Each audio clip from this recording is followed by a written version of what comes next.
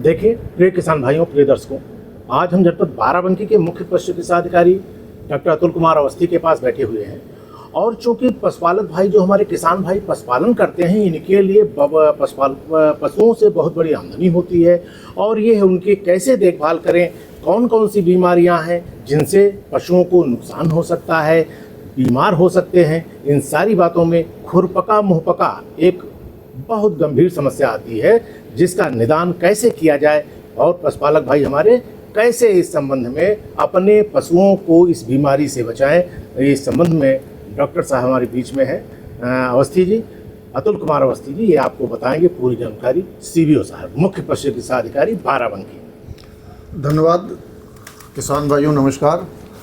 देखिए, जो आपने ये बताया है कि बरसात का सीज़न चल रहा है, तो इस मौसम में जो बीमारियां होती हैं मुख्यतः, तो उसमें खुरपका मुहपका की एक बीमारी है जिसमें पशुओं के खुर पे छाले पड़ जाते हैं, जीभ में छाले आ जाते हैं और पशु खाना छोड़ देता है। ये बीमारी जो ऐसी है विषाणु जनित बीमारी है और ये एक से दूसरे पशुओं को फैलती भी है।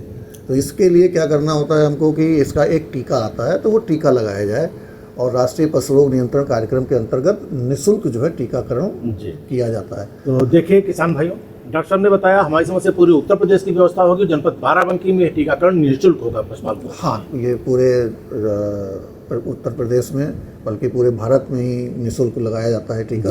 और हमारे प्रदेश में भी जो है ये अभियान चल रहा है। इस समय 23 तारीख से इसका शुभारंभ हो गया, जिलाधिकारी महोदय के द्वारा 23 तारीख को इसका शुभारंभ किया गया है। और ये हमारा 2 सितंबर तक जो है 3 सितंबर तक ये कार्यक्रम 45 दिन का पूरा चलेगा। गाँव-गाँव टीमें जाएंगी और वो टीकाकरण का कार्य जो है वो पशुपालकों के द्वार पर किया जाएगा।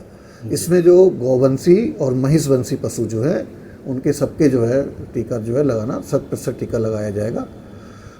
इसमें जो एक सबसे बड़ी समस्या आती है किसान भाइयों, अगर आप टीका नहीं लगवाते हैं तो आपके पशु को अगर ये बीमारी हो गई तो उसकी उत्पादन क्षमता जो है वो कम हो जाती है।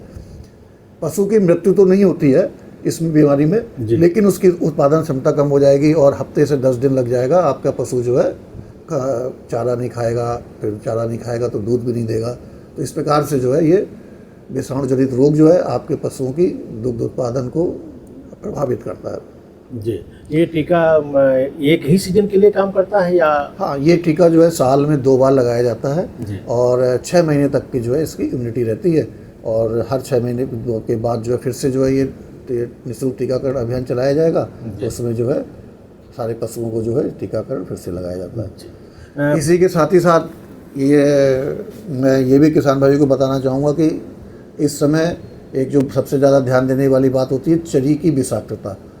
अक्सर ये देखा जाता है कि आपने हरा चारा खेत से लाए, डाला और थोड़ी देर बाद पशु का जो है पेट फूला और जब तक आप कोई डॉक्टरी सलाह लेने जाते हैं तब तक जो पशु की मृत्यु हो जाती है। ये ऐसी दशा में होता है। एशियन पॉइजनिंग का नाम सुना होगा। और ये चरी विषाक्तता के नाम से भी जाना जाता है कि ऐसी चरी जिसमें सिंचाई नहीं हो पाती है, क्योंकि अगर बारिश का मौसम है लेकिन बारिश अगर थोड़ी सी लेट हुई तो चरी में जो है विषाक्तता की बढ़ जाती है। तो हम जो अपने पशुओं को चरी खिलाते हैं तो उसकी सिंचाई जो समय पे हमें अवश्य करना चाहिए, सिर्फ बारिश के सहारे नहीं रहना चाहिए।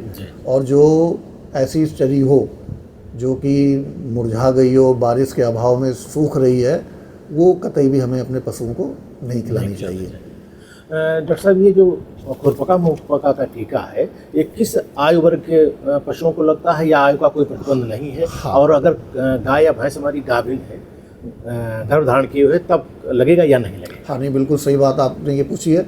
देखिए, जो 8 माह से गर्भित पशु होते हैं उनको हम ये टीका नहीं लगवाते हैं, और जो 4 माह से छोटे पशु हैं उनको भी टीका नहीं लगता है ये। तो मैं किसान भाइयों से यही कहूँगा कि जो उनके पशु 7 से 8 माह के गर्भित हों उनको ये टीका ना लगवाएं, लेकिन जो और 4 माह के छोटे पशुओं को भी ना लगाएं। लेकिन जब आप 4 माह के पशुओं को टीका लगवा रहे हैं, 4 माह से ऊपर के पशुओं को, तो 28 दिन बाद उनकी बूस्टर डोज भी उसमें अवश्य लगवाएं।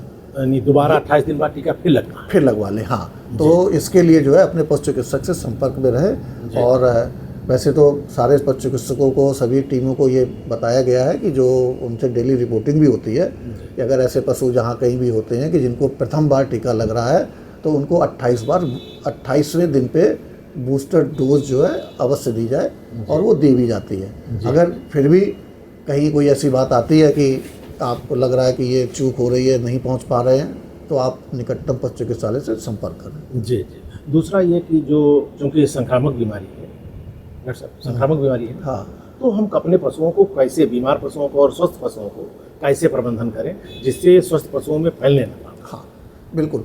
अगर मान लीजिए आपके यहाँ किसी के पशु को ये बीमारी हो जाती है तो सबसे पहले हमें ये ध्यान रखना चाहिए कि जो बीमार पशु है उसका पानी, चारा और उसका मल मूत्र जो है वो उसके संपर्क में कोई स्वस्थ पशु ना आए, और उसके जो जगह की जो है साफ़ सफाई भी रखें। उस वहाँ पे जो है जो आपके फिनाइल है या उस प्रकार से जो है उसका छिड़काव करें। पशु चिकित्सालय में जाइए तो वहाँ से आपको लाल दवा मिल जाएगी, तो उससे जो है पानी में डाल के उसको भी जो है आप उस जगह को धो सकते हैं। और पशुओं के अगर छाले दिखाई देते हैं पैरों पे तो उसी लाल दवा से जो है आप उनको धो के उसकी जो है तो कोई भी एंटीसेप्टिक क्रीम लगा देंगे तो उसमें आराम मिल जाएगा। जी जी।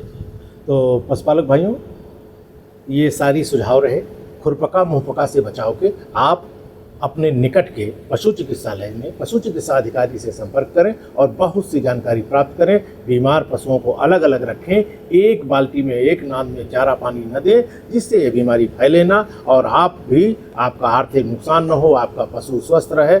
बहुत बहुत धन्यवाद। जय हिंद, जय भारत, जय कृषि, जय कृषक।